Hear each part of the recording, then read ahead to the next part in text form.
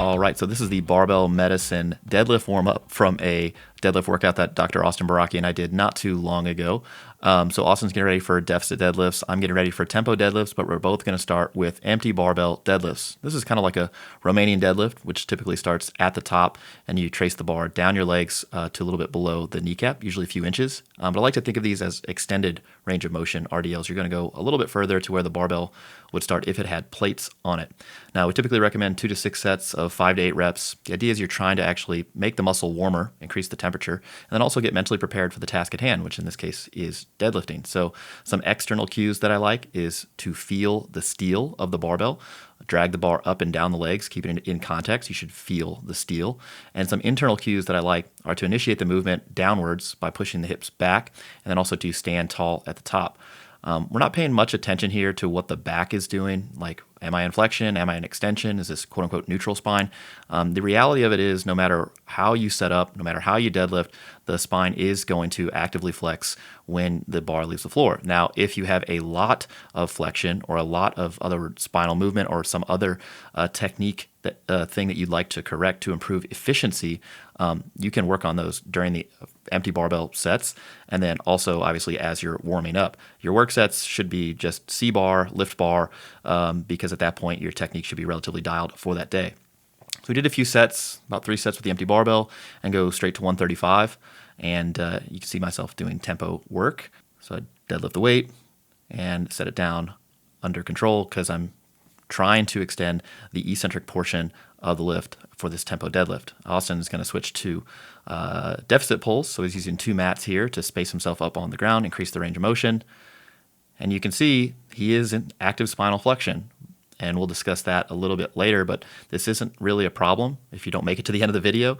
He's just actively trying to adapt to that to make his spine more resilient. Now, Austin's best pull is 720 pounds. My best pull is 738 pounds. So we typically take plate jumps all the way up to either the mid 5s or even up to 600 or higher. Just depends on the day. So we went right to 225. I'm doing doubles. Austin's actually going to work up to a heavy single. But at this point, he's still doing reps to try to get warm. So that was 225. This is 315. And again, I personally am working on controlling the eccentric. That's the lift for the day. And I'm using those same external cues, dragging the bar up and down my legs, keeping it in contact, feeling the steel, and then initiating the movement downwards by pushing my hips back. Now, since Austin is doing a normal tempo, so not extending the eccentric, you can see his lifting velocity is much faster on the eccentric. But I'm still trying to actually move the weight concentrically as quickly as possible. So that's one thing that we really try to coach folks is during the concentric, so on the upwards phase of the deadlift, the upwards phase of the squat, upwards phase of the bench press or press, trying to move the weight as quickly as possible, obviously while retaining control of the barbell. So again, we jumped from 135 to 225 to 315 to 405, now 495. Still not using a belt. Austin's actually going to stay beltless during this whole session. Me, I typically don't put my belt on until I get into the mid 5s or over 600. Again, it just depends on the jumps I'm taking that day. This is 565. Nice little pull there. This is 585. And again, extending the eccentric, trying to set the bar down very slowly. And typically my second rep ends up being slower on the way down because I kind of get into the groove. But we're only doing doubles here, so we'll try to clean up that first rep. Now, this is 600 pounds. This is Austin's top single, I believe, from the day. Again, beltless, off a deficit.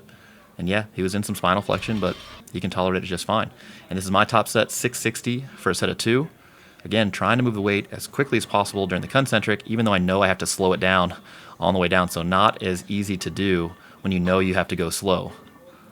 So the first rep was probably a little too fast for my preferences on a tempo deadlift, but now I get to go real slow. And that's pretty much our deadlift workout and warm-up. Yo. What's up? What's up, man? How's it going? So we basically just did our little deadlift warm-up. Well, we did the deadlift workout. Whole thing is basically the same. What are you thinking about when you're warming up on a deadlift? Not really a whole lot, to be honest. Right. I mean, I think we've both been deadlifting long enough that it doesn't take a lot of active thought. I think that one thing I do pay attention to, basically from the empty bar on up, is basically like how it feels in my hands.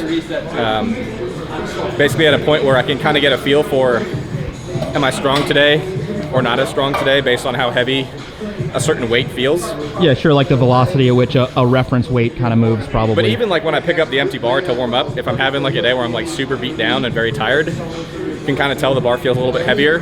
I don't necessarily base, a conclusion on that and say it's going to be a bad day, but I do take that into account and say I need to pay attention to how, 70 kilos, 120 kilos, whatever each jump that I take, how it feels in terms of, is it heavier than this normally feels, is it lighter than this normally feels, or is it about right? And then that helps me kind of calibrate and narrow down my ultimate weight selection for my top rep. Yeah, I don't want people to perseverate like on the how does the weight feel, like what am I going to do? But yeah, if you're just using it the whole way up to kind of figure out like to converge upon your working sets for the day. Yeah, and it's something that I don't necessarily put a ton of active thought into. It's just something that I can't ignore because I'm not thinking about my technique at this point anymore. It just kind of happens. I'm like, things feel really fast today, and when it feels light, I definitely hype that up in my own mind. Sure, yeah. And when it feels not great, I'm like, let's see how the next jump feels. Yeah, so I kind of play a little confirmation bias with myself in either direction, just to give myself the best shot on that day of having a good session. Are you worried about your back flexing during a warm up because you're not as mobile as you would after some, I'm not. I know my back is flexing all the time, regardless whether it looks flat or not. And not really a huge concern. I'd rather adapt to a decent degree of spinal flexion so it's more resilient and it can tolerate that position better, even under heavier loads, which it does. Yeah. I would also, for beginners, I would make a stronger case for them doing less warm-ups because they're more easily fatigable than trained lifters. So if they did a bunch of extra stuff, they'd probably be worse under the barbell. And warm-up volume counts as training volume. I mean, so there's something coming from that. Yep.